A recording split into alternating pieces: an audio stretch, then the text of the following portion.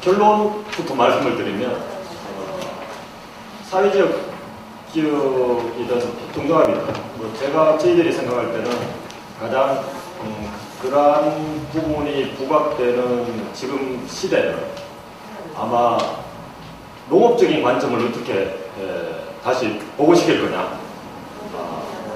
제가 말씀드릴 거는 면 단위에서 이루어졌던 여러 가지 활동, 특히 학교를 기반으로 해서 만들어진 여러 가지 활동에 대해서 50년 동안에 일어났던 것을 15분 만에 어떻게든 해보려고 노력을 해보도록 하겠습니다. 연습을 했는데 잘 안 되더라고요.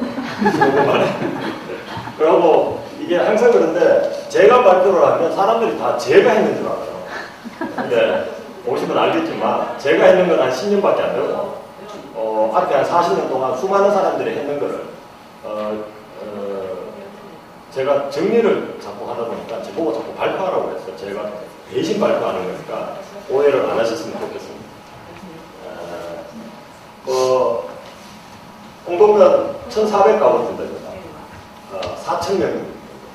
평균 경작 면적도 한 1.4헥타르 됩니다. 그러니까 거의 우리나라 농촌의 기본 평균하고 거의 맞아떨어지는 마을이다라고 하는 것을 말씀을 드리고, 여기 보시면 아시겠지만, 인구 감소율이거든요. 보시면, 저희 지역에 초등학교가 2개가 있는데, 그 중에 큰 초등학교 한 군데, 홍동초등학교라는 곳이 있습니다. 그곳에 지금 학생 수가 100명인데, 65년도에는 1,500명이었습니다. 감소되어지는 시점을 보면, 90년도에서 2005년까지 많이 감소했어요. 저희들이 일반적으로는 60년도에 인구가 감소했다고 생각을 많이 하시는데 실제로 안 그렇습니다. 인구수 감소를 보셔도 80년도부터 90년도까지 격감을 합니다. 그리고 학생 수는 90년도에서 2000년도까지 격감을 합니다. 그래 농촌 인구가 격감을 하고 농촌의 구조가 많이 없어져 버리면은 80년도 들어와서도 아주 본격화되어졌다는 걸 알 수가 있습니다. 그 이유는 뭐 여러분들 다 아시겠지만 산업화라는 근대화하는 과정에서 발생하는 문제거든요. 그런데 이 부분을 어떻게 해결할 거냐라는 부분 때문에 지역에서 일어났던 몇 가지 활동을 제가 중심되는 것만 말씀을 드리겠습니다.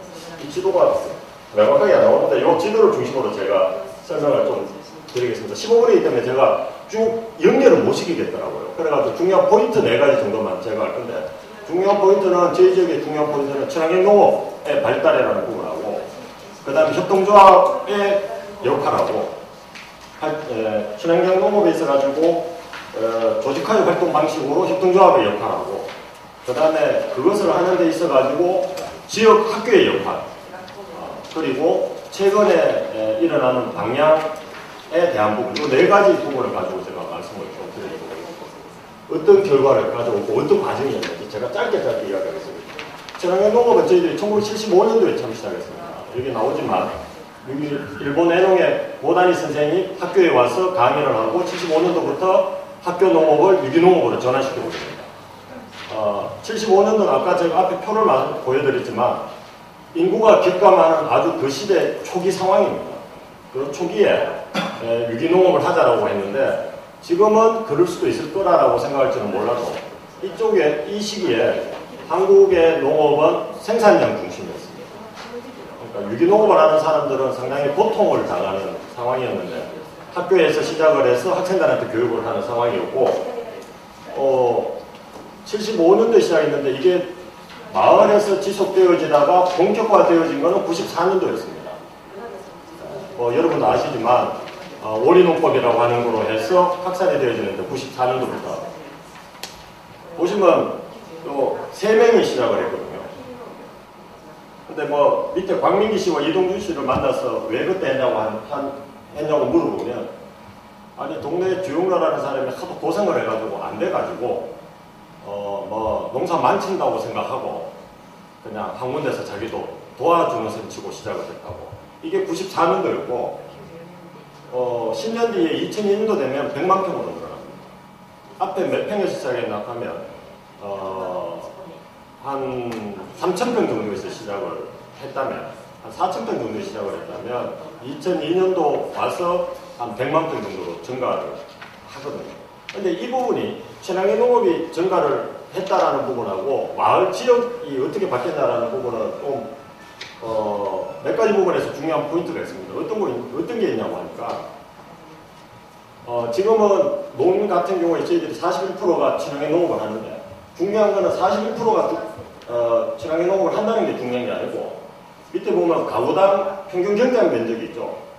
그러니까 친환경 농업하는 농가들은 가구당 한 3,000평 정도를 농사를 짓는데 일반 농업을 하는 사람은 한 1,900평 정도밖에 안 짓습니다.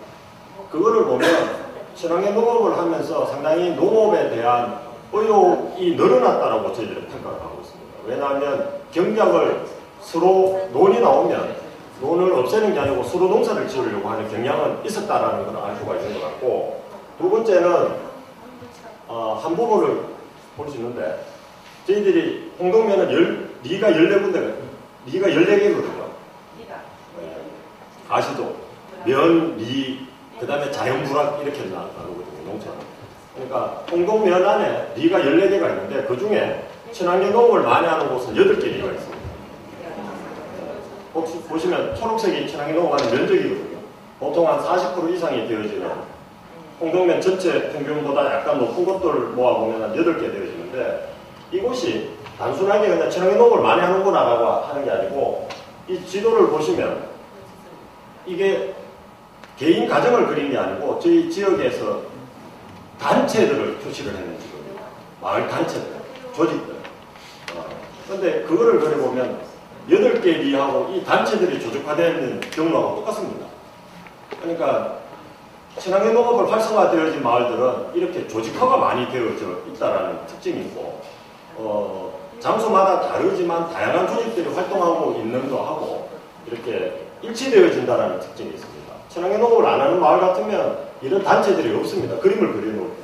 뭐 이런 특징이 있는데 어떻게 조직화가 되어졌냐라고 하니까 기본적으로는 협동조합이라는 것을 가지고 조직화가 되어졌다고 볼 수가 있습니다. 왜냐하면 저희 지역에 신용협동조합이 만들어진 것은 72년도부터 활동을 하고 있습니다.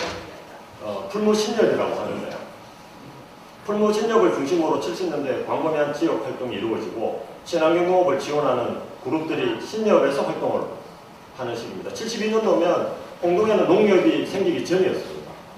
그러니까 신협에서 그 역할을 다 했는 부분이고 신협에서 시작을 해가지고 실제로는 80년에 생활협동조합이 만들어집니다. 처음 만들어질 때는 지금도 다 생활협동조합하고 소비자 생활협동조합을 생각하시는데 이때도 저희 지역도 마찬가지였습니다. 국판장이라고 하는 소비자 생활협동조합으로 협동조합이 시작됩니다. 그런데 이게 84년도부터 친환경 농산물에 대한 직거래가 되면서 90년대에 와가지고는 무엇이 일어나냐고 하니까 소비자 생활협동조합이 생산자 생활협동조합으로 전환되었습니다. 그러면서 친환경 농산물을 생산하는 농가들이 광범위하게 결합되어지는 구조가 되어지고 그러면서 생협을 중심으로 생산자 협동조합을 중심으로 면단위 지역 활동이 광범위하게 일어납니다. 그래 앞에 지도에서 제가 여러 단체들이 만든 대표적인 풀무생협이죠. 네.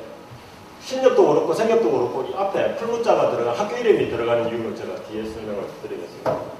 그런데 제가 중요하게 생각하는 포인트는 농민들이 조직화되어 가지고 친환경 농업을 했다라는 부분도 있지만 농민들이 조직화되어짐으로 인해 가지고 지역에서 필요한 일을 그 조직을 통해서 이루어졌다는 부분이 있습니다. 대표적인 게 제가 보는 게 친환경 급식이 최근에 많이 논의가 되어지는데 면 단위에서 저희들 친환경 급식이 이루어진 것은 2003년도부터 시작되어집니다.